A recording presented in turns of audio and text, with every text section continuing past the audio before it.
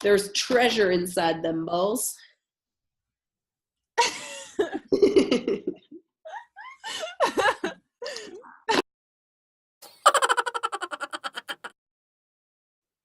Tigger, you want to start? Come here. You say hi? Her face is like. All right. Hey, everybody. What? Oh, you're starting. Okay, go. Hey, everybody. Welcome back, or welcome. Well, this is On the Lamb podcast. If you've come to the wrong place by accident, stay for a little while. Listen to. They're like, you know what? I'm just thinking about when you're like in college classes and they're like, I don't know, college, university, doesn't matter. Post-secondary, they're like, this is whatever class. And it's like, they wait a second at the beginning. Like some professors like make a joke, like, anyone in the wrong place? You thought you were at another class? Yeah. Spanish is next door. No, stay for a little while. This is On the Lamb podcast. I'm NalediS. I'm Tamu. And this is the mint edition. Of what? Because we're both wearing mint. Oh, we're both. I thought, this isn't mint, though. This is blue. It's like a minty blue. Minty blue. It probably, okay, so people who are like purists are going to be like, it's aqua, because it does have that bluiness. Right. And I only have like about this much mint. But I still feel what? like we're in the same color family-ish. Now that I think of it, though, when you say, I think people probably just saw my pajama pants. Guess what? People wear pajama pants. I'm wearing pajama pants at 10. We're like newscasters. You only have to be business on the top. You don't know what they're wearing under the desk. Don't act like you haven't wondered. I thought you were wearing, or it looks like you're wearing. I am. Oh, all right. Scratch that. It's not the mint edition. It's the virus shawl edition. There you go. That's really funny. Right? I had it here because I was thinking I'll just save it upstairs just in case at some point I run out of stuff to wear. I'm like, I could just wear this. This is what Tamu made for Ada. We talked about this in one of the episodes before, how Ada she was is knitworthy that day or something. Yeah, Ada's totally knitworthy, but she'll end up wearing things in all kinds of interesting ways. Like it's been what do you call this? Like a bandeau? You gotta look up. Yeah. She'll wear it like that. She'll wear it like over the shoulder like that. She'll wear it as a. She wraps her babies in it too, right? Or she wraps her babies in it. Yeah. She doesn't often wear it as a shawl, although we did go hiking recently before the snow fell, and she was wearing it like an actual. Yeah. Shawl, like this, because I was wearing one like this too. Yeah. So she was like, I want to wear my shawl like you. Love having a mini me. All right. So yeah, On the Lamb podcast, virus shawl edition. Virus shawl edition. Yay. So the one you're wearing, I can't give you all the specs because it was just like I had extra yarn left over, I think, from something. And I was like, I'll just whip this up because there was something else I was working on and Ada saw the colors and really liked them. So I was like, because like seriously, virus shawl is probably one of my absolute favorite crochet projects of all time. I have made, well, obviously these two and at least 2 more, if not 3 more. 3 more for sure. 4 more. I have 4. I have 3 others in my collection of shawls and one that I did an exchange with someone. So I crocheted it for her and sent it and she sent me some hand spun yarn in return. Cool. So yeah, I love this project. It's so simple. I should take mine off so you can see it better. So yours is in, I believe it's a Patton's yarn, very similar to like a Bernat acrylic, but it's supposed to be kind of self-striping. So at certain points you can kind of see stripingness, but obviously as the sections get longer, the stripes move further apart, but I still think it like lands pretty cute. And this, yeah, that's really might be one of my all-time favorite yarn brands. Yeah. It's called Freya Fibers. They're also called Knitwits, I think.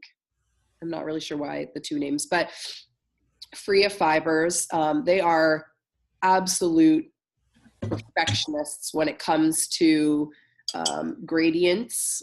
So Yeah, they do. Yeah, just the most beautiful gradients I have ever seen. And some really awesome bases. So these are actually like a single ply base, and I can't remember what the weight is, maybe like a sport weight. I should have all the details on a Ravelry page somewhere. But so I had bought for way too much money from where the gray is up to the minty color. So that first sort of, well, more than half the shawl, was one cake that I ordered through Skein Cocaine on Instagram. They do kind of like auctions, but not really like auctions. They just do like flash ordering, like you can order through their Instagram. And I had seen the mint julep colorway. So it's like, you know, this super light mint all the way down, and then it ends with the gray. And I don't know, something about it. I fell in love, and I totally at the time didn't think about shipping. I didn't think about US exchange. So when I finally like got my invoice, I was like, oh, that's a lot to spend on that cake. And I was like, before I was really in deep on the whole like buying hand dyed yarns. And so I was like, oh God, this is so bad. So it sat in my stash for so long because I was like, I'm afraid to use it. It's so expensive. Like, what could I ever possibly use this for? And then I was somewhere, I think I was at Shall We Knit, which is one of the local yarn stores in my area in Waterloo. And they had smaller skeins of the same weight, again, free of fibers. And I can't recall what this colorway is called, but they just had a few of them sitting around. I think like say this was like maybe a 50 gram skein, whereas this was 100. And so I was like, oh, maybe if I like got this little one, then I could add it to the other one. Cause I felt like the colors kind of worked together. Like yeah, I love the colors and stuff. As I got into it and I started to get into the brown, I was a little like, ooh, maybe that doesn't work. But no, it totally does. It's just think, nice with a little out. Change. Yeah. And because they were on like the longest sections of the shawl, it's like a long, thin stripe that I feel like it doesn't take anything away from the mint julep part. It almost adds like just like a boho chic-y kind of element. One thing I also love about the shawl, besides the fact that one, it's a super easy pattern to memorize. Once you can find it on YouTube as like a maybe 4 or 5 part kind of like video tutorial. So each row they have a separate video for, so you could just watch that one, do what you need to do, go to the next one. But then also on Ravelry, you can find like the charted version, so you can just look at it. So once I watched the videos and worked through the repeats a few times, then I would just look at the picture just to remember the different numbers. But yeah, it just grows so quickly. It works up so quickly. I mean, these big eyelets obviously help, but then I love that it's easy to wear. So to put it on, all I do is kind of like, you know, obviously the center is really obvious where you have those double eyelets.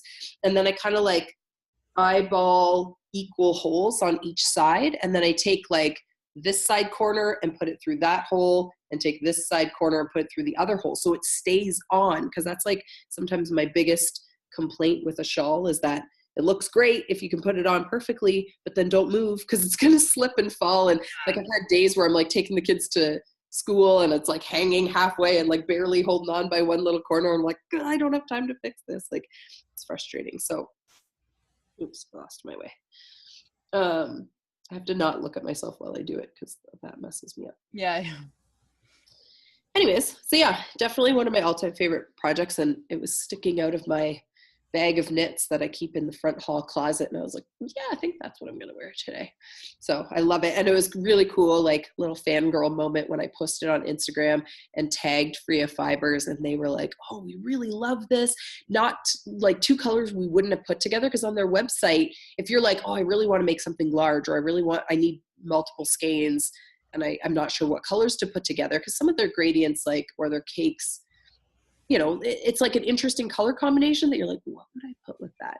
So they do have like suggestions on their website of like other gradients you could match 2 gradients together, or solids, like their solids that you could match with their gradients. So yeah, they're like, yeah, these aren't colors that we would put together, but it looks fabulous. And thanks. Nice. Little fangirl moment. Yeah, that is fun. Yeah. Fire Shawl. I'm sure you'll see others if we are still podcasting in the warmer weather. Some of my other, actually I have a bulky one that maybe I'll dig that out for next week, but in yarn that I dyed. And then I have some like summer weight one with Cindy's yarn from Monsoon Calamity.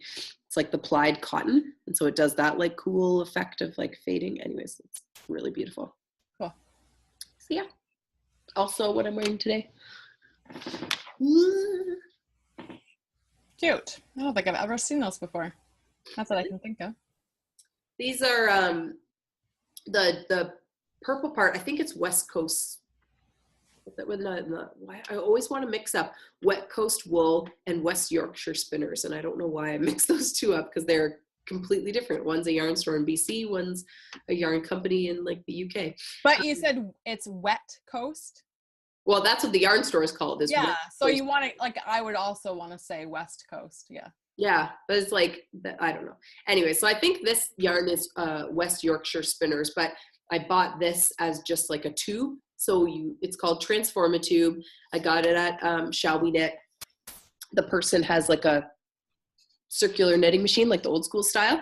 So she just like makes a really long tube, and then you cut it to where you want, put in your heels, toes, cuffs. So it's like the fastest pair of socks that you could ever possibly make. So I think my toes and my heels were the Koigu little skeinettes, and the cuff, which is like the super coziest cuff in the world, and I wish I do that more on socks. It's actually the leftovers from I should take it off because this is a ridiculous way to try and model this. It's leftovers of Fireline from my Business in the Front cowl. Okay. So it's like the light gray, dark gray with the little red and yellow and stuff flecks. You can see the flecks more, I feel like, in this one. Yeah. So it's like I just had like a little nugget left, and I was looking around like, what do I want to do for the cuff? So it's just a broken rib for the cuff, but because it's like a worsted weight on top of a sock weight, it's like the most coziest cuff in the world. It stays on so well. I probably didn't change needle sizes at all. So it's like, yeah, stretchy, but still kind of dense. Oh, I just love them. Mm-hmm. I had two Transformatube pairs of socks. One's one's teal, right? Oh, gray. It's gray, but my one heel is like a tealy color. Right. Okay. I was like, I think I've mismatched heels. Everything else matches, but the heels mismatched. I don't know. Whatever. It's kind of fun it's fun because you don't have to knit the tube. So then you can play around a little bit more with like, the heel, whereas like if I was the one who knit the whole tube, I might be a little bit more meticulous about how I finish it, or like you have to go full Franken sock or not Franken sock. Whereas like these ones, I was like, do whatever I want. Insta socks. Anyways, move on to faux. Faux? I have no faux, actually. Speaking of faux, I've got nothing. I got a couple. Ooh. The first one. It's funny that it fits you and it fits Jason. Yeah, I'm stretching it. I can keep it on long. I can feel that it's a bit like it's pulling on my head. My first ever knitted hat is done. I wish it took a little bit longer to work on because I was like just like working on this Tanis yarn because this is the Tanis Fiber Arts Pure Wash in the olive colorway on a worsted base. It was just it was so amazing on my hands to knit it up, and it just knit way too fast. So even though a couple of podcasts ago I also said, I don't have a budget for buying yarn, I just can't do it. I'm like, I'm gonna have to go back on. Okay, there's actually two reasons I have to go back on the Tanis Fiber Arts website, because I'll explain it with my whips, but my the prism I was going to use for a hat for me did not look good on my head. So I kind of have to go, like, I really want to knit that hat, so I got to get different yarn. Anyway, it's amazing. Yeah. Put it on your head again. I'm just afraid I'm going to stretch it and then Jason's going to hurt me. Yeah, I think if you can do it, I know sometimes your computer won't let you, you need to insert the picture of Jason wearing the hat. Yeah, I'll see if I can do it. Worst case scenario, if I can't, when you're done watching, pop over to NalediS Instagram. Or my Ravelry. And or Ravelry, whichever. We'll put the links, or we'll all be down below so you can see her husband modeling, because one, it was really cute. And like cute that he like went along with it and gave you like multiple poses and like all that kind of stuff. And I just love that he is loving your knits. Like he has been the coolest thing ever. Supportive. Yesterday, leaving for work, he's like, I told you this already, Tamu, but for everyone else, he was like, I'm wearing 2 knits again today. He's like, he had his hat on, and he's putting on his Regia Perfect socks, and he's like, I need more socks. So cute. But like the second one wasn't even like, he wasn't even saying it for my benefit. Like he genuinely. So, and then last night I made him give me my Christmas turtles because I was just jonesing for some chocolate. Mm-hmm. And then this morning, he was like, I'm not getting any more. That's going to be it. So then this morning I was like, if I knit you another pair of socks, like cast on today, will you get me another box of turtles to open on Christmas morning? He's like, deal. And put down at the bottom, hashtag we'll knit for chocolate. We'll knit socks for chocolate. There was something I was thinking there. You were going to say something. I cut you off. I'm sorry. Oh, he's just been the pictures on Instagram. Oh, yeah. Oh, sorry. The second thing I was going to say about the pictures is the quality of your photography is like, just because I personally feel like I am not a great photographer. It's partially because I don't really care to learn or try. Like I care in that I would love to be able to take better pictures, but I just don't have the like patience or wherewithal to sit and actually play with it. And so then like, it wasn't that long ago that we were talking about you wanted to like learn this and learn more about doing the photography. And I was like, yeah, if you could take better pictures of knitwear than I can, like, you're hired. And then like seeing the pictures and I was like, they're so good. I would have been like, yeah, my pictures would have been terrible. Easy muse. I mean, taking a picture of Jason, he was just like, and I was like, that was it. Yeah. And like the backdrop was perfect with like the snow on our cedar hedge and stuff like that. And yeah, oh my gosh. And the hat.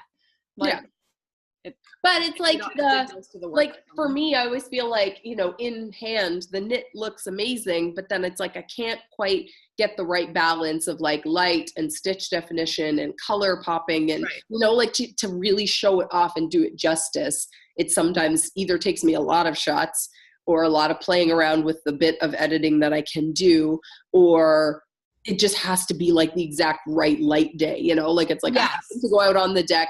The sun is in the perfect position. I'm like, take all the pictures. And then it's like, it'll be, 6 months before those stars align ever for me again, Photographing on myself the week before with the flamingo cowl on my neck did not work out well. Yeah. Like, I'm still figuring out my camera. Cause I'm just like, we got a nice-ish camera when Ada was a baby. Cause I was like, I love taking pictures. But I just never cared to like look at how the settings work. I just point and click. So it's been fun. Yeah. Because you and I kind of talked about like, okay, how can I do more with this? Like I want to do all the yarny things, like anything related to it. I want to try all of it. So when you suggested that, I was just been like absorbing all the resources I can about how to use my camera and how to photograph, knit stuff well. Because it's different than like just photographing someone's face. Totally. Right? Yeah. Or landscape or whatever. Yeah. Anyways, yeah. So. Oh, they're really good. Check it out. Yeah. If I can't get it on the screen, pop over to Instagram or Ravelry and you can see all the shots and the poses that your husband did. Yeah. So then, I didn't even ask him to. We got that first shot. Bam. It was like, that was it. And then he was like, how about this? Blue steel. This one. Duck face. He is having fun with it. Yeah. Like, I'm going to use you again, buddy. Yeah. And I forgot, as I was saying, I don't have any FOs. I do have an FO. I just don't know where it is. Because I finished the slippers for Steve. Oh, cool. I showed last week in the new Biscotti slippers by Biscotti Yarns in Caitlin F. French's indigo and weld dyed wool. My brain is not firing quickly today. Anyways, he has been wearing them around a lot. So that's good. Yeah. It's like funny when you said like your husband's very knit worthy. Steve's not knit worthy. He's just hot. He's like an in-between. Like it's like he wants to wear my knits in theory. Yeah. He has to, like, the slippers are perfect for him because he wears slippers around the house anyways. Otherwise, everything else, he gets way too hot. So there's not a whole lot of things that are masculine knits that aren't meant for people who are freezing cold, which he is never. He's always cold. He just like always walks around with his hat on or like 30 sweaters on. Yeah. Always cold. Yeah. Yeah. Steve's like the opposite. He's like, oh, it's snowing outside. I'm with my t-shirt and my shirt. But I take my shirt off. Yeah. He's like, why is it so hot in here? I'm like, are you kidding? I'm wearing a sweatshirt and socks and sweatpants and I'm shivering. And he comes in the door, like looks at the thermostat, like, you put the heat up, didn't you? And I was like, you're crazy. Like, you just came in from outside. That's why you're so hot. Relax. Like, yeah. I will say though, on the weekend, we went to another Santa Claus parade and he wore a scarf, which cracked me up because his scarf that I had finished when we, like a few podcasts back, my design, I still haven't blocked it. So I haven't really, like, it's like I gave it to him, but I didn't really give it to him. And so we were getting ready to go to the parade and all of a sudden he comes out wearing with a scarf on. And I was like, oh, you want to wear your new scarf? And he's like, well, you haven't blocked it yet, have you? Which I was like, how do you know about blocking? But it's like, yeah, a scarf also that I had knit for him and it was like ancient. Like it's such an old scarf. I don't even know what the pattern is anymore. But just like, I thought it was cute that it's like, so when the occasion arises, he will wear something that I knit out of the house, but the occasion just doesn't arise very often.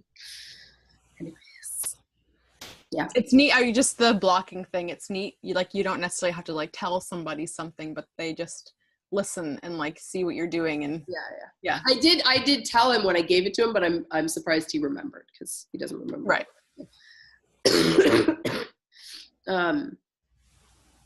Any other FOs? Yes. My socks. My Buddy socks. Oh yeah. Do you want me to show it now or wait? We can use that to transition from foes to whips, sort of hose. It's like I have a hoe-ish, almost a hoe, and then whips. I do have another FO. Did my hair. It's with a hook in my hand, so it's kind of the same thing. Crochet-ish, felting, other fiber arts. Hair's a fiber. Yeah, exactly. I was thinking that yesterday. I was like, I'm still, because I've been doing so much like Christmassy stuff lately. I haven't done as much knitting. I was like, no, I'm doing something. All right, where's your Buddy sock? Buddy socks. Buddy socks. And I posted them, and Samantha or Sam, however she wants to go by, commented on them. Oh, liked the contrast. She liked the what? Liked the contrast. Oh, with the toe? It's funny though, because she was like, oh yeah, the gray looks great for contrast. But I was like, no, it's your spring fling. It's hard to tell. It does kind of look like it is a bit of a gray blue. So there they are. Oh, you changed up what you did. Did you tell me that? Well, remember I said, okay, so my socks were a flippin' saga. So I had knit to what would be like maybe one repeat of stripes above where I wanted to cut in my heel, because last week I was talking about how I tried to add a couple stitches for like try to make like a little bit of a gusset and la la la. Then I went to actually cut my heel in, and I don't know if I had not measured it when I put in that little bit of like those couple stitches for a gusset, or I kind of had the feeling what I did was put the sock on my foot and use the like ankle crease as a guideline, like you would if you're doing a Flegel heel, which doesn't work for an afterthought heel because it would be a little bit like it would make my sock too short. If I had actually like marked that line, it would make my sock too short. So it was like once I was past where I thought I was going to cut the heel in, and then actually measured it with a measuring tape, and like I actually did cut for the heel, worked most of the heel, and then put it on my foot, and I was like, sweet. It's too tight. It was still too tight across the instep because those extra stitches were like almost past my instep. Like they were too high on the I was like, and then I noticed, and I don't know if it was because of that little bit of that teensy bit of patterning that I put in or what, but then I noticed that my sock just felt tighter around my whole foot. And so I'm like, I don't know if my foot was swollen that day. Like I have no idea why that would be, because I did try them on. But your patterning was just slip stitches, wasn't it? No, it was knit one, purl one. which to me would make it looser, not tighter. Slip Right. stitch could make it tighter if you pulled your floats too tight. I'm like, so I don't know what was going on. I don't know if my feet were just warm that day, because like if your feet are even just a little bit warmer, they'll be a bit bigger. But either way, the whole sock felt too snug, so then it was like, yeah. So I kind of put that first one on hold, started the second one, added, when I do my like toe increases, usually you increase on both sides. So I did that all the way up to the same point, and then just did one extra, make one left at either end. So I was 2 stitches more, because it wasn't like that tight. It was just tight enough. So yeah. So then I was like, I'm not going to do the same pattern that I had before, because I wasn't really like Christmas tree. loving, oh, it looks like Christmas tree. Yeah. So all I did, like seriously, the simplest thing ever, all I did was when I joined from the toe to the sock, I purled all the way across the front half of the sock, because there's nothing on the sole. And then every time I would start a new stripe color, I'd purl across, but knit one more at the end. So it's like, I didn't really even have to count it, just kind of eyeball it. So it's like, this one was like knit 1, purl to the end, knit 1. And then you get to here, knit 2, purl, and knit 2. 3. Yeah, that's awesome. Because it was an even number of stitches, there's 2 purls at the top instead of ending with 1. But I feel like, on your foot, for the distance most people will be away, it looks enough like a Christmas tree. And you just spiral for the cuff? It's not meant to be spiraled. I think it's just the way that the brioche pulled it, but it is. Oh, you brioche. Okay. I brioche the cuff. I brioche the cuff, and because I wanted it to end on even repeats, because I remember I asked you your stripe numbers, because I didn't really want to measure, and I knew I wasn't gonna, because I had the ball that was still from the gobstopper, so there wasn't a center pull to knit from the other end and keep both socks attached to each other, which is what I would normally do. So I was like, screw this, like I'm just gonna go based on repeats. So I was like, I'm gonna do like however many repeats for the sock. I know I'm gonna use like a complete repeat for the cuff. If I burn a stripe in the middle there, I don't care. I'm just gonna like split it and then go to the second one and start, so that both stripe patterns are in the same order, even though they're off by 1. And I was like, I don't even care. No.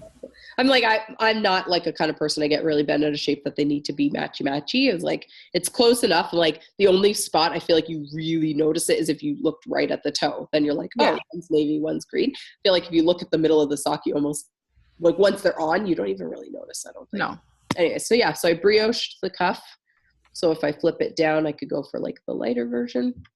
Except that they'd be like ankle socks if you flip them down, which is fine. Yeah. There are times where, I mean, the cuff is like, it should be stretchy enough that it would be fine. But there are times like even today where I'm wearing like a legging, but it's an athletic wear legging. So the cuff is like a little bit thicker, the way that it's like kind of folded over and seamed or whatever. So then putting my socks over top of it, it's like I can feel that it's like pressing the cuff into my leg a little bit more. So I feel like maybe folding it down would actually, there'd be times where that might actually be fine. So whatever.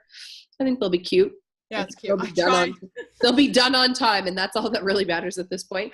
Then for the top, I was looking, because there is a kind of tubular bind off where you can do 2 colors and switch back and forth for doing like for binding off 2-color brioche. But I was like, I'm just going to do regular 2-color or regular tubular bind off with 1 color. Yeah, with the lighter. With the 1 color across the top rather than, because I was like, I don't know that I've ever done the Italian tubular bind off before. And I was like, I don't feel like playing with it and fighting with it. Cause I'm like, I'm pretty close to being done this one. I just have to finish the cuff, bind it off, and then cut in the heels, and I'm finished. And then ends, cause there's a few extra ends from having already split the yarn the last time. So, yeah, they need to be done. And I just went for, I like it. It looks really like. It does look really cool, right? Like snowflakes or something. Yeah. I know. Yeah. Anyways, and I like that it really, like, I liked this, what the squish is, because I tried the brioche. I've never brioche before. And I was like, yeah, I don't feel like it's going to be impossible, but I made a mistake and I knew that right away. And I was like, I just don't feel like playing with it on these. Anyway, so I'll try again another time. But I just like striped alternated, like, the Buddy the Elf What's Favorite Color and Spring Fling, and did a broken rib. Yeah. Yeah. So, but it turned out so cute. Yeah, I love the squishiness of a broken rib, and I like that because you did that alternating stripes. It gave you like a bit more height. Yes, I like that. I liked the extra height. Yeah, I was glad about that. I didn't think I would like how big it was. It's kind of funny. Like the rib is the same, like the cuff is the same length as the leg of the sock, but I was kind of wanted it to be like whimsy or something cute. Yeah, Buddy socks, right? Yeah. Like he's a funny character, so yeah, it all works together. Yeah, and I'm I just think they're fun. They're fun for Christmas, so yeah. And that was fun trying to photograph socks. Like I've seen a ton of pictures of people like, you know, standing in funny poses and stuff like that. Anyways, that was really fun. Yeah. I should, if you want to play around with it, I'll give you one of my sock blockers. Cause that's about all that. Yeah, in my opinion, was like trying to like do like tippy toes or like turn your feet or whatever. Yeah. It is kind of funny to play with. And I've done it with my iPad before where because I have like a mini iPad and I have it, you know, with the little keyboard thing. So it kind of makes like its own little stand. So I've like set it up in my office and then stood against the wall to photograph those, whatever they're called, Lear socks. You see it on my Ravelry page where I like did a couple poses where I set the timer and then kind of like point my toes or did like a little thing with my feet and then, you know, takes the picture for you. And they actually turned out pretty cute, but it is a bit of a pain. Literally when you start to get like calf cramps. Oh my gosh. Yeah. Where you're like, maybe I'll do tippy toes. Cause like those socks, it's like, you want to be able to see the top so you can see how the thing goes across, and set the timer for 5 seconds and then stand on your toes for 5 seconds. And I'm like, okay, standing on my toes. I'm a yoga instructor. So like I stand on my toes from time to time, but like when you have to and stand still, that's always when the ankles are like rolling out. You're trying not to fall and then you're getting a foot cramp and I'm like, just take the stupid picture. Yeah. Yeah. Anyways, one thing when you said about mistake in brioche, a few times I would say if you're doing a first brioche project, I love brioche. I think it's an amazing stitch pattern. I actually really enjoy working it, even though it's a little bit slower, say progress wise than some others, because it takes like 2 passes to essentially complete 1 row. Learn it in like a worsted weight or a bulky or something, you know, like something you'll see your progress a little bit quicker. Because this was fiddly. I haven't done brioche in a while and this was quite fiddly. So there were a few times that I like a stitch slipped off the end of the needle because I switched to double points for it. And I did go down a needle size. So I knit my socks on 2.5 millimeter. And when I got to the brioche, I was like, I know it's going to be too loose, I think, if I do it in 2.5. So I did 2 rows with the 2.5, just so it wasn't too tight down here, and then switched to a 2 millimeter double points to go around. So the double points, it just felt like there's like yarn everywhere and needles everywhere. And I was like, oh, this is fiddly. Yeah. But I was like, and with the lighter weight, it just looked so sloppy and ridiculous. So I was like, I made the mistake because I did what I usually do is I was like, that can't be right. It should look like this. And then I just can't help it. Yeah. So yeah, I knew that I need to do it with a heavier weight to learn it. I wonder why they all pull diagonal. Anyway, so I was going to say though, is cute though. I'm really glad that I sometime in the last few months, 6 months or so, have seen 2 videos explaining how to fix mistakes in brioche. I saw that there was that, but I was like, I don't even want to do it. Well, don't go into it if you've never brioche before. Just start with trying to figure out the basics and then worry about trying to fix mistakes after you've done it a little bit. You're more comfortable with what it's supposed to look like and all that. But it was like, I think one of them was on the Knit Show with Vicky Howell. She had Andrea Mowry on, and I believe Andrea showed how to fix mistakes in brioche. Just like if you drop something, how to pick it up and make sure you pick up the wraps as you go. And that's the part that I would always mess up when I've done brioche before, is I would worry about picking up the stitch, but I'd forget to pick up the wraps. And then you look back and you're like, it doesn't look right, but I can't figure out why. And then there was another one, I think, when Knit Stars came out.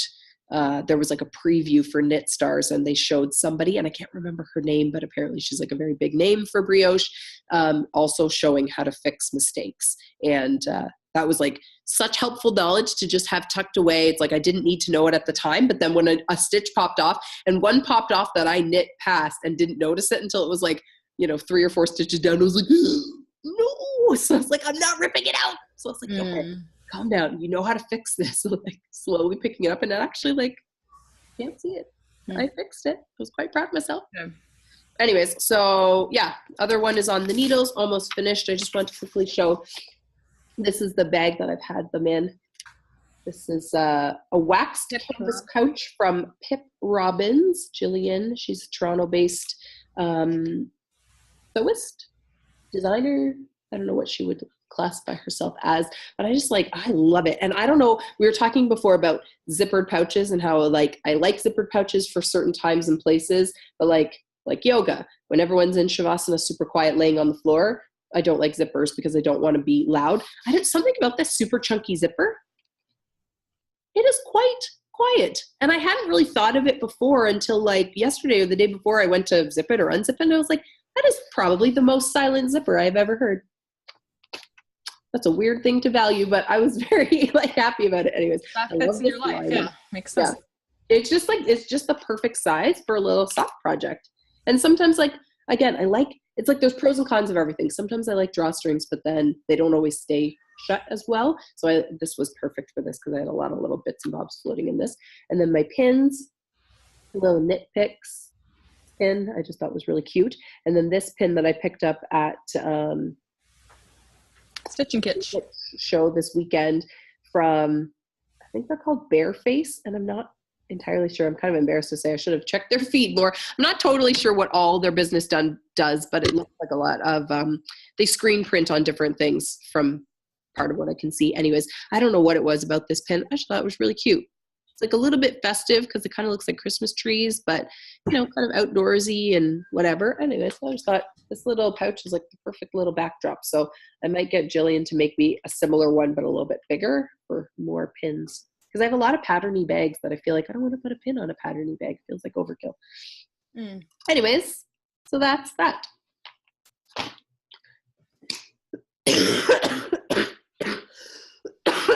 Excuse me, guys.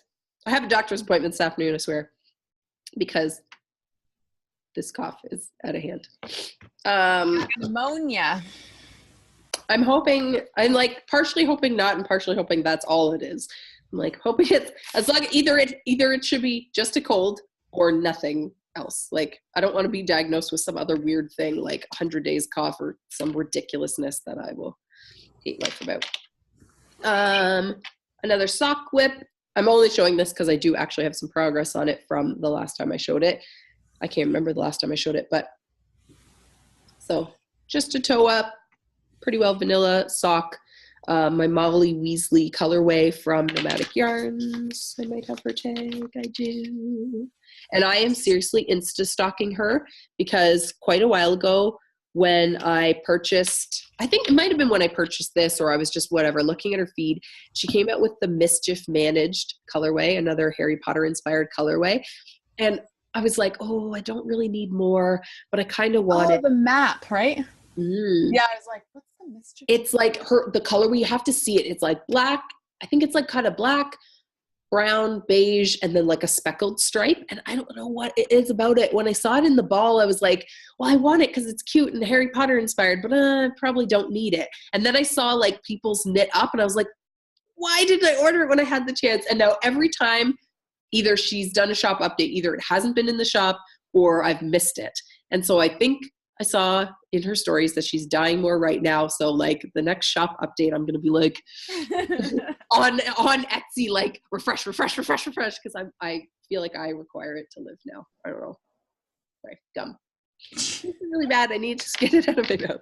Anyway, so yeah, Molly Weasley colorway. This is the sport base, which I love. It is so squishy, like not too heavy, but so squishy. Fleagle heel, my Riv Creative sleeping bag stitch marker still on there. And then just a broken rib for like, I'm just going to keep going with a broken rib for the whole leg because it's really nice and stretchy. I kind of paused here because I want to try it on because I'm definitely on a mission to use all of this for this pair of socks. So I'm going to knit to pretty well exactly half. So as I go up the calf, I will probably have to add some increases up the back of the leg or whatever, but yeah. So happy with it. I cannot wait for this to be on my feet. Yeah. They're beautiful. It's like, I love it so much, I almost want it to be a hat or something. Like, I want to have it somewhere else in my life. Somewhere visible, yeah. Yeah. But I'll be happy to wear those socks. Oh, those would be fun as like fingerless. It's funny. Up until very, very recently, like within the last, say, 4 weeks or so, I have not understood the whole fingerless mitten thing. Because I'm like, how is that helpful to you? Like, how is that gonna? It's not gonna keep your fingers warm. So then, what's the point? No. Oh yeah. No, I know why. It's like I had to see the right ones for it to click. And so I was watching the Wool Needles Hands podcast. I've just sort of recently stumbled upon her. She's a yarn dyer. Her yarn company is Fiber for the People. And she also is like designing some patterns. And she made these like worsted weight fingerless gloves that like, there's like an up to the elbow almost version and then like a shorter version. They're like pretty simple. Like they're not, nothing like fancy patterning, just stockinette stitch. And for some reason, like seeing her with them on and then like with some other knit on, I was like, oh, now I get it. And then she did hers with like a roll top. So you could like roll it a little bit, like unroll it a bit and like cover your fingers more. And then she was saying like, oh, we had a garage sale. So I was wearing these so I could like use my hands, but they would also sort of keep my hands warm. And I was like, oh, I kind of get it now. I still feel like, it's minus 14 outside. I need my fingers covered or they will fall off. For me, I would probably use them as like, I love when my sweater has like the thumb hole. So I can put my hand in my glove with my sweater up there. Yeah. Right? But I don't have very many sweaters like that. So I'm always like trying to take my shirt and like stuff it in my glove. But yeah. when I start playing, it just starts. Yeah. And I was thinking like what you're wearing right now. Like if you're wearing something bulky around your neck, like something cozy around your neck, you're wearing like just a long sleeve shirt. It's like my upper body stays warm because it's covered, but then my hands and my like sometimes my forearms do get cold. But I'm like, I don't want to put a sweater on because then I probably have to take my knit off. So I'm like, then it's like, it's almost like it's like it's a reverse vest. That's what it is. It's a reverse vest. Vests are one of those things that I don't fully understand. Yeah, and I don't get it. Cloudy with the Chance of Meatballs too. The dad said it best. He's like, what is it? Winter on your torso and summer on your arms? I'm like, exactly. Like, I don't understand. Explain this look to me. But in reverse, to wear more knits, I'm like, it would actually kind of make sense. You keep your torso warm and then you keep your arms warm and like then you have a little like ventilation so you don't get sweaty pits. Right? Yes. Reverse vest. I'm gonna need to make like some kind of pattern where they match and go together. And it's called reverse vest. Love it. DM. It's already trademarked. Yeah. No one did. Yeah. Do you have a whip to show? I have a few more, so. I do. Just one more because I've been working on all the Christmas projects. So this is my the Tanis Fiber Arts prism. Oh, cute. Or pure wash worsted. Yeah. So it was supposed to be a hat. What was that? The winter butterfly pattern? Yeah, that's what you had started. And I just got the the cuff started. The cuff, whatever. The cuff? Why is that not making sense to me at this moment? The rib, I guess it's the cuff of the hat. Yeah, the cuff. Brim. The brim, yes, that's it. I was like, that doesn't sound Oh my goodness, we are wordsmiths today. I think my body is fighting something. I've just been like so off the last couple of days, but like no symptoms coming out except that I'm like, okay guys, let's get going. Yeah, I've no get up and go, and I just ate my knitting needle. Anyhow, so this yarn is gorgeous. It's so fun. I love it. But it was like it's Easter on my head, and it does look quite. I don't know if it's just because of because of our skin tone. Like maybe on someone with like a different complexion, it wouldn't seem so pale, but it does. It seems very Eastery when you put it up there. Yeah, and it's not. It didn't look that light in the skein or on the pictures on her website, but. Doesn't really, but I don't know. It almost looks like more muted in the cake or in the ball. When it's like all together, they like really. Anyways, the other thing was I didn't realize when it was like skeined, I thought the sections would be or hanked. skeined, no, whatever, when it was in the twist. I Yeah. thought it would be like the sections would be a little bit longer, but it's like almost like every stitch, the colors switching. So I feel like that as well for me just didn't look good on my forehead. Anyways, but I was like, I need to knit this now. Like I was like even thinking about stashing it for a bit, and I was like, no, I don't want to. I love it. So now we're going to have some blueberry waffles. And this is the first time I'm going to be knitting a heel flap and gusset heel. So I've been like working partway through it. But the thing is, the pattern that I found was for a DK sock, a DK yarn. Yeah. So I was following those. I wasn't following the numbers. I hacked them to like a way less. Yeah. It's been way too big. But then I was like trying to follow the numbers for the heel. It's too long here. I'll need to go back and work it out again. But anyway. Yeah. Blueberry waffle. You should see if you can find another, like, because sometimes when you hack, like, you just kind of pull numbers from various places, right? So did. I went to the rye sock because originally this was the rye, but I didn't like it with the variegated. I think I want to knit those still, but I think I want to do it with the solid. Yeah. Anyway, I did for the heel turn. Well, even for no, that's just half the sock. For the heel turn, I went to the rye sock, but it was the length because they said 26 rows. And I was like, maybe that's going to be long. I'm not sure, but it is. It's like a few. I think I need to talk to you about it afterwards as well. I'm not going to go into all what I'm asking or thinking about. Yeah, I got some hacking to do and some frogging back. So that's my only other whip. I do have another FO, but I can't show you. What'd you do? Curious. I am a little bit. Oh, my socks? Nope. Oh. I can't do anything more on those till I see you. Why? This is how much spring fling I have left. So do something else with this. So I've been using it for something else. I might do a little bit more. And I'll show you on the weekend. I'm trying to think, like, what could you do with it that it wouldn't be attached to the ball right now? Oh, because it's an FO. It's done. Oh, right. When I made it's done. Yeah. What else are you working on, Tammy? Got any more work? Now I'm curious. Oh, shoot. Is that it for me? Oh. And I've been blocking. I've been doing like all the yarny things.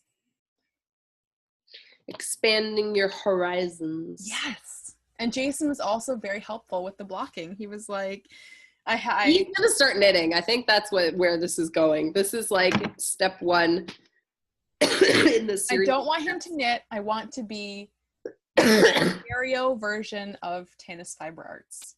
Sorry, Tanis. You want to be a what? Oh, the Ontario version. The Ontario version. He's gonna be the Chris, and I'll be the Tanis. So you want him to dye wool? Dye yarn? Oh. I want to dye together, yeah. I'm like that. Do you feel like he has the eye for color to be a good dyer though? No.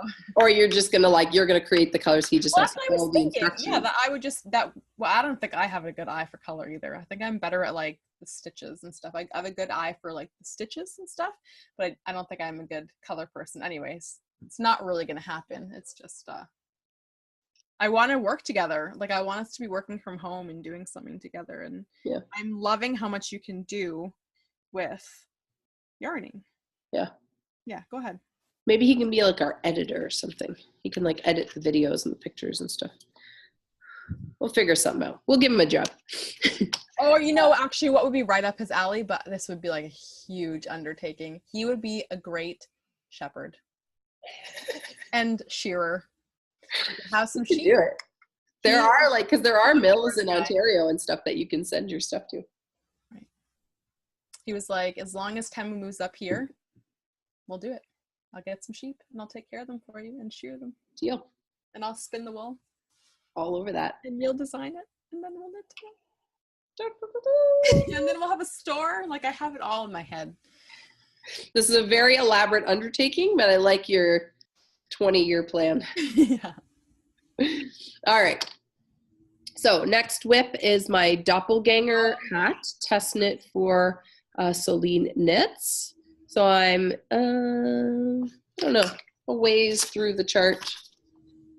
More than halfway through the chart. I got about 10 rows of chart left to do. And then I'm not really sure what happens after that. I think it's just like, ending the hat. Is that stretching well onto your head? Well, I had the brim on last week, remember? Well, I'm just thinking about the cables now. I don't know. Haven't tried it on. Let's see. Yeah, it's pretty good. I actually this brim is quite nice because it feels like it'll stay without it feeling like it's like hugging my head too much. But then the cables do make it tighter. So it's like, this is like coverage and this is keeping it on. You know what I mean? Right. Like it's almost like opposite to how I usually think about a hat, but I like it. It's beautiful. I think it'll be pretty once it's done. Mm-hmm. I'm like half wondering, so like the different chart versions, I think I had said last week about how, this was one chart and you could pick from 2 different options here. And then this was another chart and you could pick from 2 different options there.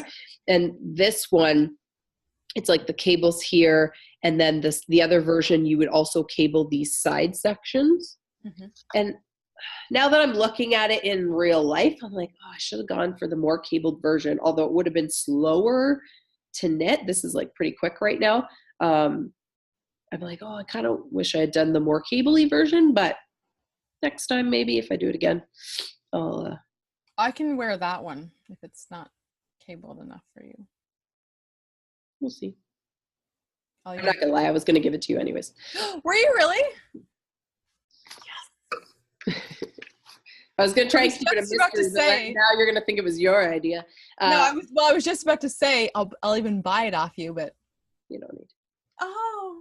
It was leftover wool from another test knit that I did, which I don't think that pattern's been released yet, but hopefully will in the near future. I've already gifted the knit away, so hopefully the pattern gets released.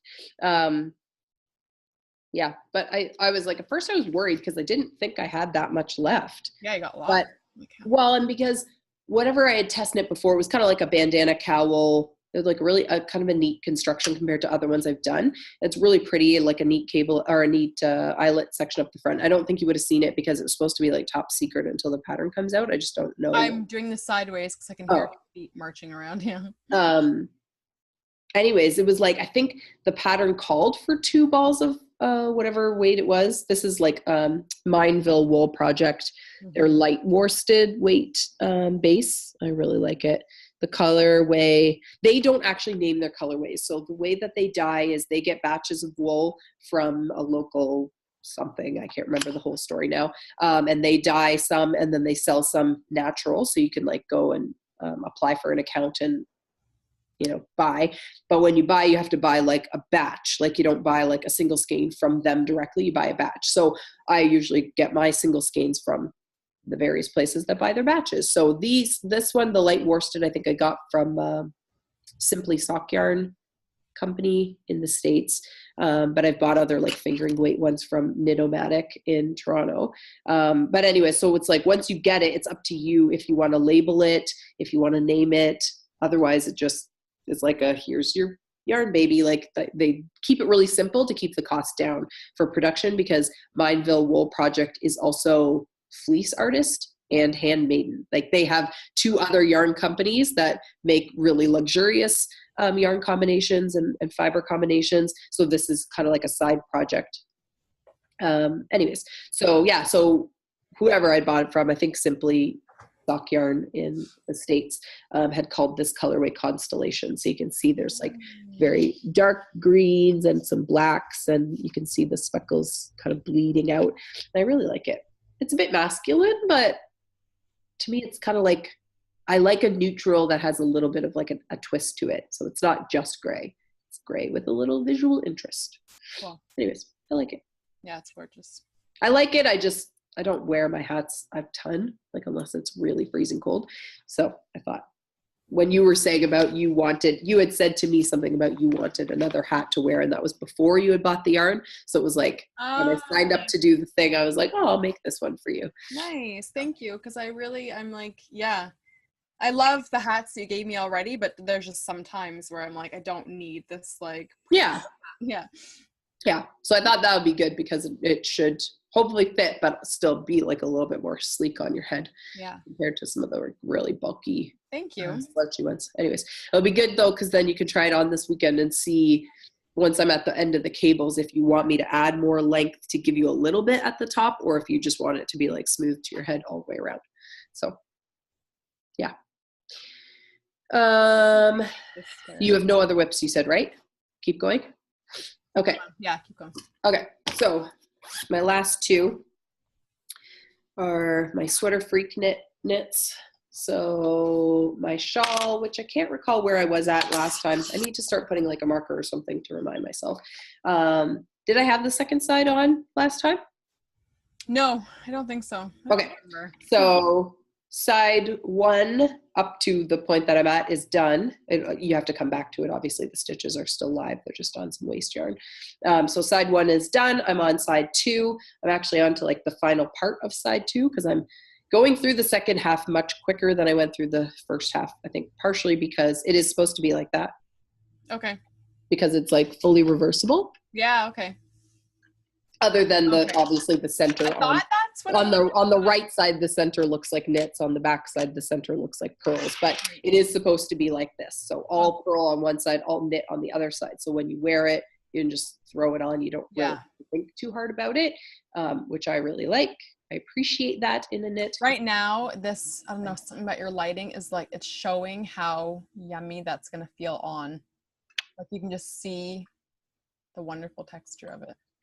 I'm so happy I'm like blasting through the second half because like seriously there's been some nights, oh my gosh, even though I've been sick and I shouldn't be staying up so late, I've been like, I gotta knit these buddy socks, and then I get to like some time and I look at the clock and I'm like, it's really late, I should probably go to bed, but I really want to knit on my Divergent series, so I'll just put like an inch on that because it is like, it's just pretty well straight stockinette other than the increases, and they're not like a hard increase to follow. Anyway, so yeah, I'm on the final part of this half, and then I believe it'll get sort of joined in the round and sort of like knit together into another triangle or something. Anyways, I'm excited to get to that final part and to really see it come together. We have a couple more like eventy things to go to before the end of the year. One of which is like Steve's family, like is doing a really big family reunion-y type thing because they haven't had any like very large family gatherings like that since his grandma passed a few years ago. So I'm really, that my goal is to like at least have it done by December 28th, which should be doable because my Buddy the Elf socks will be done and nothing else is on too big of a deadline. So yeah, if I can get it done by then, I want to wear it to the party. Anyways, so happy. Yarns are TFA Pure Wash from Tana's Fiber Arts, obviously. In Mona Lisa is like one of the speckly colorways, and then the darker one is Tana's Fiber Arts Purple Label, which is their cashmere blend in Epiphany, which I believe was a club. So it's like two colorways that unfortunately I'm teasing you with because I don't think you can get them very easily. The Mona Lisa is one of their speckles. They only put them out through Etsy like a few times a year because it's just a different dye process. And the Epiphany, what I was told, I bought it from someone's D-stash on Ravelry. I'm told that that was a club colorway, I think in 2016. So I don't believe that is available either. But they have many, many, many other amazing colors on their website. So go check her out because I think I can safely say we are now obsessed with Tana's Fiber Arts. So watch out, yarn budget. Or lack thereof. There isn't a yarn budget. There isn't. So I pretend I have one, but I'm lying to myself and maybe to my husband a little bit. Okay. And then my second Sweater Freak knit because I am obsessed with her and that's beautiful. Stalking her feed for new patterns. This is her non-mystery knit along, so I have no problem sharing it. You took a picture. That's the same picture as, or the same. Yeah, it was like basement lighting. Don't trust my basement. Don't trust my Instagram. So this is more accurate. This is more accurate. Yeah. on your Instagram. It was much warmer looking in the light of my dimly lit. I say basement. We have a back split, so we have 4 levels. My basement is also my living room, but then we have like a basement that is very basementy and unfinished. So gray brown in this picture. Yeah, it's just, again, it's that basement light is really, it's warm and it's dim, so it really the colors. Whereas this is like actually some more natural light coming in. So it is, the colorway is called navy. It is it still looks purple to me. It is a very warm navy. It is a very warm navy. Even in person, it is. When you get to like some of the really dark spots, it does read almost like a royal purple. Yeah, it's I think I was talking about it last time, from Akara Yarns. Tag somewhere in here. That bag too, did you show that yet? No, I will in 1 second. Okay. So Akara Yarns, organic worsted merino. So it's like the GOTS certified navy colorway. I think it's totally beautiful, and I'm really glad that I. The same as Pure Wash then? No, because my understanding with the Pure Wash from like their podcast was that was like a different process that they sort of worked with the mill on producing it, whereas the GOTS certified means something else, and I can't recall exactly. I don't know. I'd have to Google it. Yeah, but I feel like Tanis mentioned the GOTS certified in that podcast, and it was like there's something different about it. There's still a lot of water used in the process, or there's still something about the GOTS certified that, although it's better, it's not a chemical treatment to make it kind of super washy. It's still, I don't know, something. Anyways, so this is part 1. Part 1 is done, and I was like glancing at my phone a lot because part 2 should be released today, and it has been released since we started the podcast. So guess that's what I'm doing this afternoon. Not really. I got to finish those Buddy socks, but yeah. So it'll be like this, and then the next part, and then the next part, and it's supposed to have fringe, but I was glad actually Jenny Sweater Freak Knits, Jenny F from BC, she posted a picture of one of her test knitters version where she didn't add the fringe to the bottom. So I was like, oh, okay. So without fringe, it could still work. So I will decide at the 11th hour whether or not it will have fringe. I'd love to see. I wasn't sure I was going to like this whole bobble action. I have done bobbles before. It's not like this is my first time. And when I first started doing them, the whole process, because the way you knit them, it's like you turn 1 stitch into 3. So like you knit, purl, knit into 1 stitch. Then you have to flip it around, purl them, flip it back around, knit them, and then decrease them all back down. So you like expand. For each bobble? Yeah. And so I was like, oh God, it's going to take forever. But it's like, once you get the hang of it, it wasn't too bad.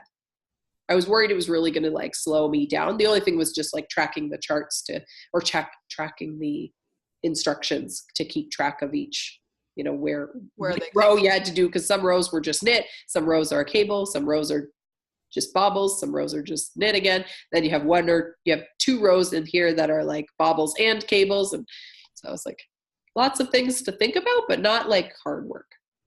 Yeah. All manageable. And again, worsted weight. So worsted weight goes quick. Yeah. So I'm happy with this. I'm hoping I can blast through part 2 and then thankfully this one, because it's a non-mystery knit along, I guess it's only like 5 days between each clue. So if I can, get part 2, or not clue, I guess, but parts, if I get part 2 done in the next couple of days, then it's not too long to wait for the next part. Oh, and bag. I didn't show like any bags. I always forget. Yeah, I saw you had a Mrs. Brown's bag. So this bag that's holding my, what's it called?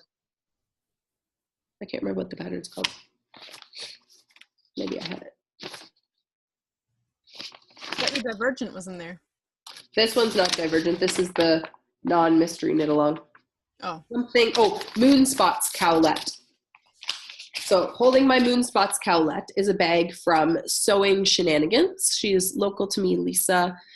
This is Tula Pink fabric that I absolutely am in love with. I would like to source yarn in all of these colors and knit something in all of these colors together, because they're like unexpected, but abso-freaking-lutely beautiful. Like the purples and then the red and the like weird olivey background. Oh, I just love this bag. And the lining like matches perfectly, and it's just, oh.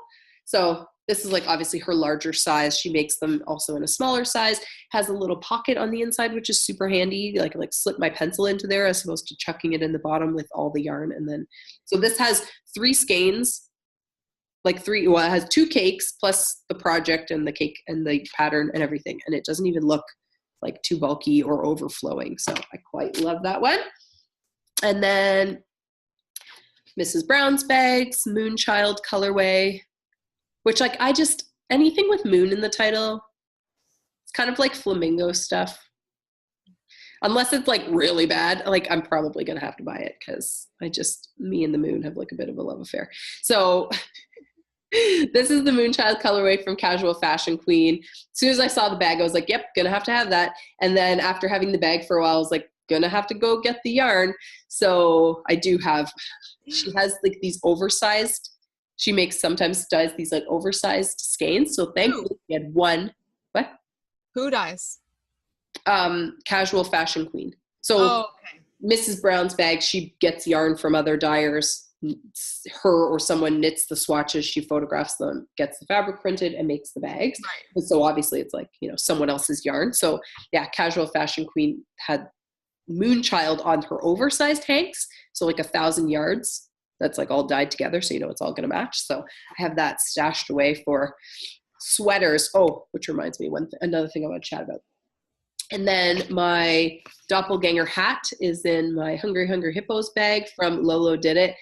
Again, it was like I didn't need another project bag, but as soon as I saw it, I was like, yeah, I'm gonna have to buy that. I'm just like, it's just so funny. They're hippos, hungry hippos. And I love that like the little balls are like snowing down on them. And then my Molly Weasley socks are in my little Maker bag from, I think I always want to say it the wrong way. Crochet 1 Knit 2 or Crochet 2 Knit 1. I think I got rid of the tag. It's Crochet 1 Knit 2. Yeah, she's on Instagram. She is Canadian also. She custom made this one for me because I've been eyeballing this fabric for so long. I had to have it. And then another Tula Pink fabric on the inside. There's like times where I really wish that I could sew because I really love Tula Pink fabrics. I'm like, wouldn't that be so fun? But it would end up being like my yarn stash where I'd have like all the Tula Pink fabrics and no time to actually do anything. I actually have a plan of trying to make my own project bag. Yeah. I've got the fabric. It's a pair of Jason's old pajama pants. Oh, nice. But the elastic is like gone on them. Like this. Bag. Yeah, I think that's pretty much all I have. But I did want to chat when I said about the sweater. It reminded me that I want to talk about the Make 9, the hashtag Make 9 thing that Homebrew, I think it's Homebrew Fiber Company. I can't remember. I'll try and pop it on the screen. I saw it on her feed. I think she kind of started it a couple years ago, but I'm not totally sure on that. But basically it's just like where you pick, sort of like commit yourself to 9 projects throughout 2018 that you are going to make yourself. Oh, cat came in. Homebrew Fiber. Yeah. I thought you said home bro. Home. It's because my nose is stuffy. Home Row Fiber Company. Yeah.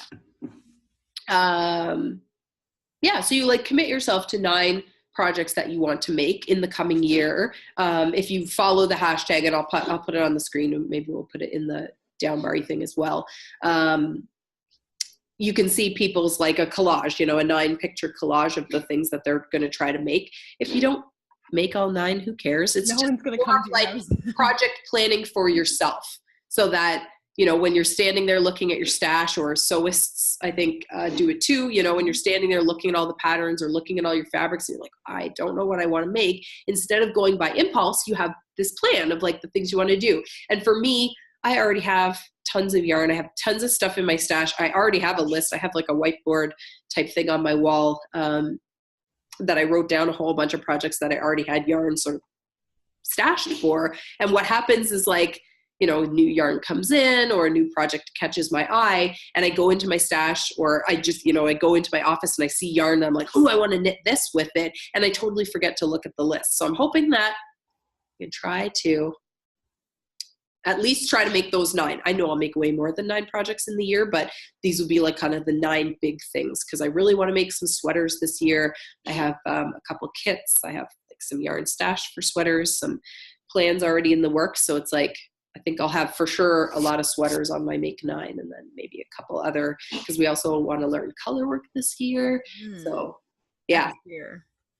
Well, yeah, in the coming year, this coming year.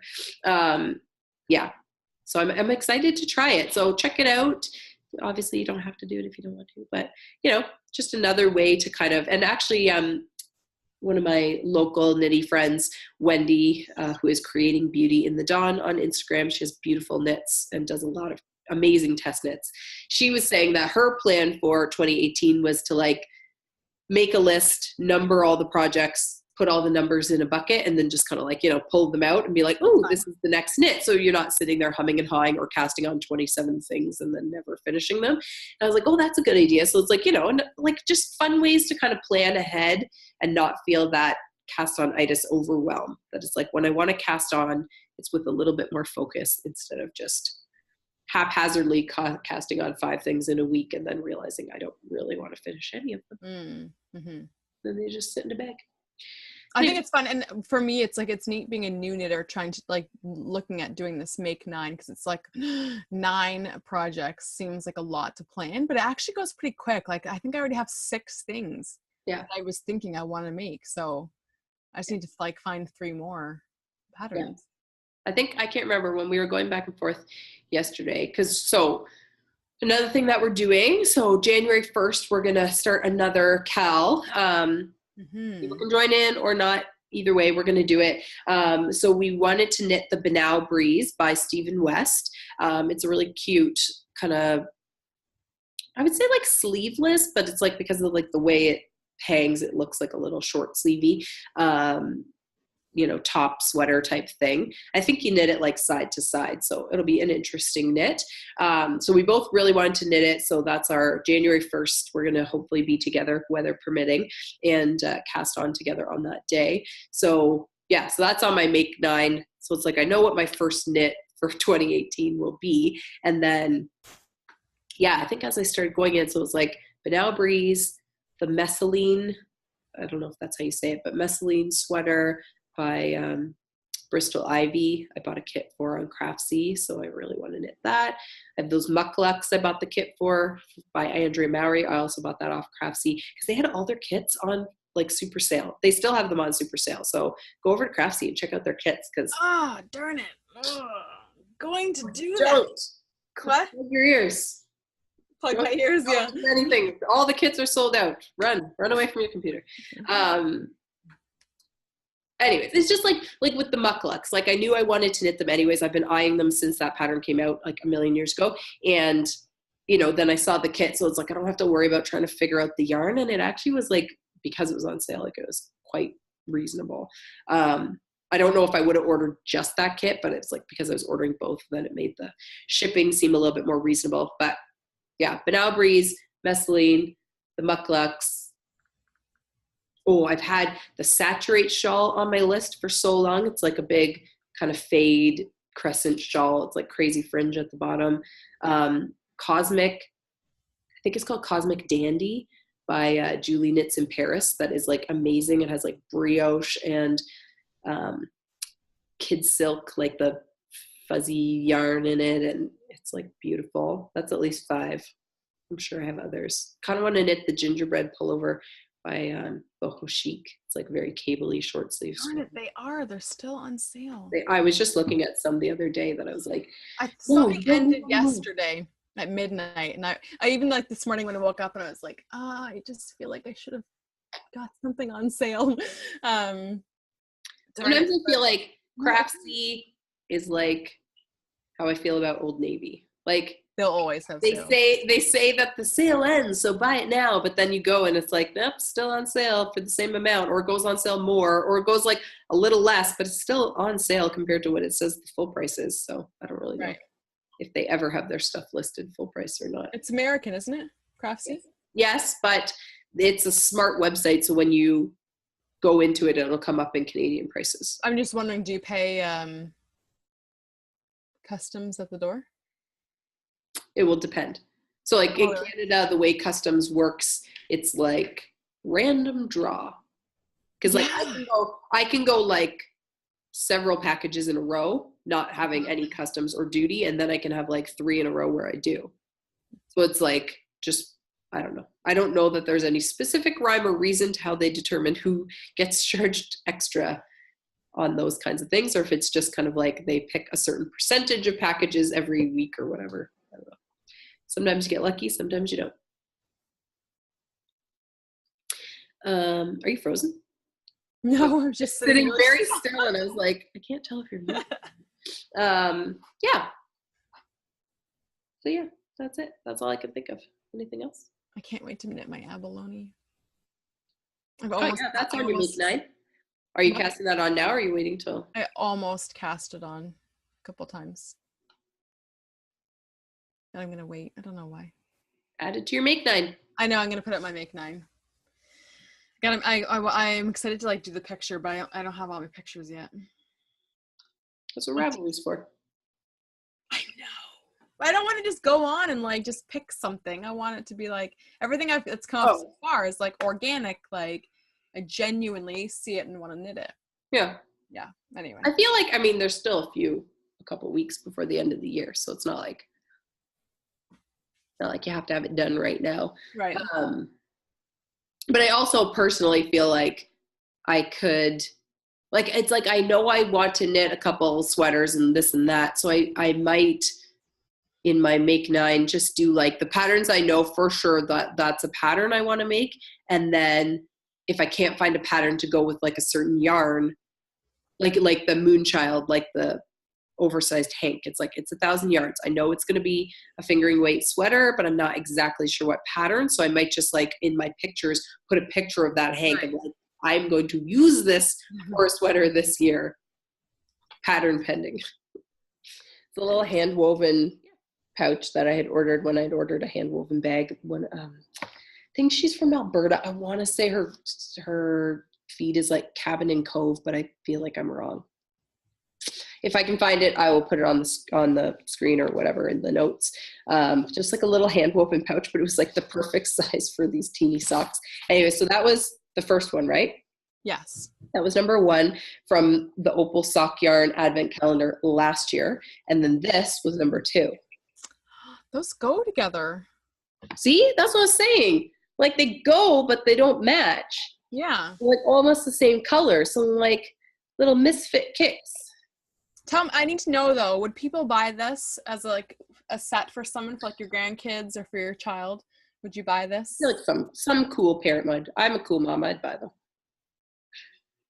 I'm kind of a matchy person. I mean, if someone gave me those for the kids, I would wear them with pride for them, especially knowing it's hand knit. But I think if I'm the kind of person, if I saw this in the booth, I'd be like, you don't know how to match your socks, ladies. So tell me, I would love to know, would you buy these socks? I'm not saying you're not committing yourself to buying these. Just like, I want to know, people at home, if you saw these at the stitching kitchen or at your local knitters market, would you buy these socks for a little loved one? These specific ones together, I don't think I would buy, because it's like they almost match, but like, yeah, it's like it's not exactly the same greens. So I don't know, but mismatched socks in general, yeah, I would totally be all over that. I do like to be the right. It just has to be the right ones. Like it just have to be the right combos, right? I do like the idea of like having a basket of these in singles, and it's like make your own combo. Yeah, I think that's a cute idea. I just feel like there will be some people who, you know, like there's just some people who like, they would like the process of like looking and like, oh, I picked these. And then there'll be other people who'd be like, that's overwhelming. There's too many right, true. there, you know? So like, I think you kind of have to potentially have like both, like some that are matched. Like, you know, maybe the really obvious ones or the really interesting combos would be like, those are matched. But then like right now, because these are the only 2 I have, these 2 would be in the basket. Because I'd be like, I don't know. Like for me, I don't like them together. Like they're okay, but I'm not like excited by seeing them together. But for somebody else, they might be like, oh, they're like crazy elf socks. Right. you know. Yeah, so it's neat. If you go to the like hashtag for the Opal Advent Calendar that people have made for the Opal Advent Calendar, you can see what people have done. So like some people do like Franken socks. I've seen some like knitted little like teeny sweaters, like for what do you call them? Christmas like make a little mini sweater garland for like Christmas decorations or just decorations in general. Yeah, you could do so many cute things with them. They'd be cute like cup cozies or yeah. You could even like, you know, if you were like knitting a hat or something like that, you could even like use them maybe for color work or something in a hat, you know, depending on the stripe combination, like some of these ones where it has like longer repeats, like you could just like do a section of it and then like plain above and below. Right. Well, same like we said for socks, like you could just do your toes and your heels with these. Right. To get like different effects, but I might depend on which ones, because obviously these ones with like where it's only like a 1 or 2 row in this baby sock size, if you were making a hat, it wouldn't even go all the way around. So yeah, the world is your oyster with these little balls. Yeah, it's true. Were you gonna laugh at that again? Oh my gosh, speaking of balls, I've been watching Arne and Carlos. Arnie, I don't know. It's like Arne. I feel like he says it in a soft way that I can't say without sounding very... Yeah, it sounds beautiful when Carlos says it. Arne. Their podcast. Well, first, it started with watching their interview with Christy Glass Knits. Then I watched some of their videos. And they just posted a recent one of knitting Christmas balls, because they have a book of knitting Christmas balls. So their most recent video is, I think it's Arne, like he's knitting it, and like the camera's just basically watching him knit it, because they were saying how he knits faster than Carlos, so he can knit 1 ball in an hour, like a regular sized one. Anyway, so then that led me to, they shared that in like December 2015, they had posted free patterns for a smaller version, because like somebody in Japan was saying how their trees are smaller because their apartments and stuff are smaller. So they needed like mini size balls to knit. So that led me onto their website. So I downloaded the pattern, which I'm a little bit confused by, because I mean, it's in multiple languages, so you have to dig a little bit to find it in English. So it's like the written instructions are for a basic ball with no color work on it. And then it says that there's color work charts at the end, but I got to the end of the book and it's not there. So I'm not really sure if it's like a separate download or whatever.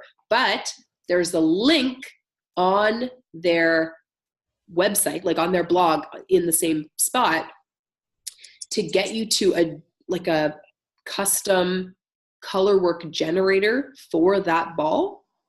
So you can pick, like they have like a few different colors that you can choose from, and then you go into the little chart and put in your pattern, and then it will generate it onto a little 3D ball so you can see what it would look like when it's knit. And then when you're happy with it, you could like print it and then go and knit your own custom made Christmas ball. I was like, I'm like the possibilities, how cute would that be for gifts and stuff? That's so cute, but now you just kicked my surprise in the butt. Why, did you make me a custom Christmas ball? No, well. Oh, it's so cute. Yeah, but I didn't do all that. I just sat and was like, I feel like doing this. Like, you did color work off the top of your head. That's like amazing. My mind is blown. And that wouldn't have ruined that surprise. You could still surprise me. Okay, just cut that out then. You didn't say anything. I'm still very surprised. I'm extra surprised that you did color work with no color work experience. And that's, if you know what I did, that's not that big of a deal. It is a big deal, because not everybody can even do that. Like when I try to do that, I still end up like, it's not that it's hard to do. It's just that it doesn't look nice when I do it. Like the stitches pull and stuff like that. Did you do it like double knitting? No, I don't know what double knitting is. Like you knit the whole thing plain and then you went back and stitched over top? No. No, you did color work. You knit one stitch with one color and one stitch with the other color. Yeah. Sometimes when I do that, it's like I pull too tight, and so it, like, the tension gets thrown up. Oh, okay, I was like, I don't understand, because this, you need to do it again then. You were doing it wrong the I first know, time. that's what I'm saying, is I don't do color, like in the past when I've tried to do, I don't know if that's considered Fair Isle or stranded, but when I've tried to do color work in the past, it gets messed up because I pull too tight. I think because what I did was, I would knit, like I would slip the white and do a knit stitch with the blue. Slip the white and do a knit stitch with the blue. Oh, I see. So it wasn't like, I wasn't like, yeah. Slip stitch color work I can do better, but when you do like knit one with one, knit one with the other, knit one with one, then I get like really, it's like, I'm sure I could do it better than when the last time I tried it, but the last time I tried it, it was very messy. But look how cute it is. It's super cute, yeah. And we were just talking last time about special ornaments, and that'll be what our special ornament. Did you use their pattern, or you just made the whole thing up from scratch? So I didn't make the whole thing up from scratch. I did look at someone else's knitted ball for some like help with how to make it. Like, I knew you had to do the increases, but to like make it look a bit round.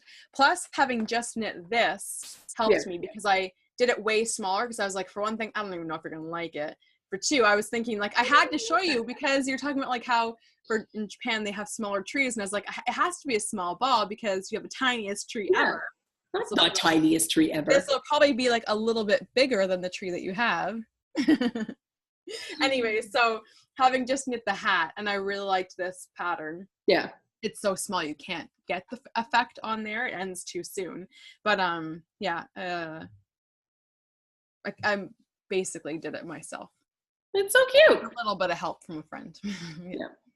So you should make more. They're so cute. Well, I was thinking, I was like, I kind of got to show you first to make sure you'd actually want it. And then I stuffed it with that crafty yarn. I can't remember what it's called. Yeah. So I was like, I don't have down here right now, and it knit up like in less than an hour. Yeah. But then I was listening to Arnie and Carlos, like a little clip from their video, and reading something from their Instagram that's like, people always ask like, why don't we use styrofoam? And I was like, I already knew, like, I don't want to use styrofoam. Like, that's just, it's not very good for the planet.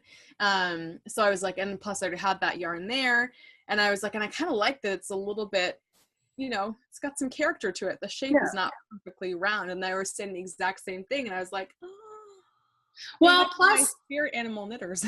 Well, plus styrofoam, I don't know about everybody, but styrofoam, like in my house, if that fell and someone stepped on it, it would get crushed. Like, styrofoam dents far too easily. Yeah.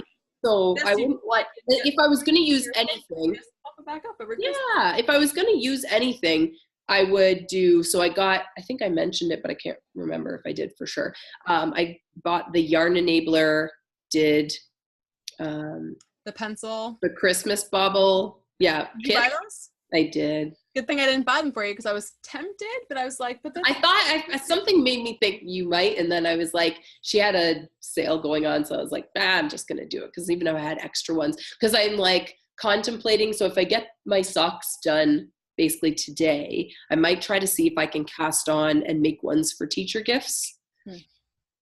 I don't know for sure. Part of me feels like, yeah, I'm really excited about this idea. Part of me feels like I'm gonna get halfway through and be like, well, I can't, it's like I either have to do it for all the teachers or I have to do it for none, because you can't do it for some and not others, And it's like, my kids are in SK and JK, their classrooms are directly beside each other. You know what I mean? Like, it's like, I really feel like I have to do everybody or nobody. So that's the debate in my head about time. But then there's a teacher and a teacher and an ECE. So it's like, it's 4 or none. Right. But they're really cool. So I'm like, I really want to do all 4. I mean, there's 3 in each kit, but I want to do 4. But what I liked with those ones is it's like, it's a hard ornament in the middle. So I thought about that too, but I knew I wouldn't get something small enough. Yeah. Oh yeah. For that size. And it's like, obviously again, it's like, do you want, like, you have to think about like glass in the middle or plastic in the middle and those kinds of things. But yeah, it's like, yeah, to me, it either has to be soft or it has to be like a hard plastic. Styrofoam would be not durable enough, I think. But I think a very common thing is people using styrofoam balls. Oh, yeah, I'm sure. Because they would be inexpensive. So the yarn enablers, what's in the center of hers? In the kit comes with hard ornaments. I think they're plastic, but I didn't really open it up to check. No. But it's I don't think so. Maybe this one will actually be shorter. I don't think so. Well, I might cut out some of this random chatter about all sorts of stuff. Yeah. Seriously, we don't want to keep you here for an hour and a half each time, but this is actually just how we talk. Like, I love though literally Stitching Sisters. They're like, we gotta get over an hour. Like there's always like 40 minutes. They do they pack so much info in, but they're not like, they're just like, dude, talk about. And I love their episodes too. I'm just like, it's so funny because we're trying to get down. We want to get down to an hour or just under. Yeah. I'm a wordy person. I know that about myself. So if people are like, why are you rambling on for this long amount of time about some small detail? Because that's just how I am. I'm sorry. I'm detail oriented, especially when I talk. But this is also just how we talk. Yeah. So like literally we have had days where we get off the phone or we're like about to end a phone conversation. Like, how long have we been on the phone for? And we're like, that's like a really long time that we've been on the phone. And it's not that we're like talking about anything particularly exciting the whole time. Because like sometimes you pause and you do stuff with kids and you just don't hang up the phone. But it's like, we can actually have like a lot of really good conversations in that span of time. And, because we can talk about the things that we're just like thinking, where that you in a normal conversation would edit that stuff out. Yeah. But we just like say all of it. And then some. Anyways, all right, let's sign off. I don't have any episode notes, so I'm going to try and get what I can off the top of my head, and then you'll do the rest. Yes. All right. Teamwork. Sharing is caring. Teamwork. All right. Okay. I think that's it. Yarn on, people. Yarn on, friends. Check you later. See you next week. Okay, goodbye. Bye. Bye.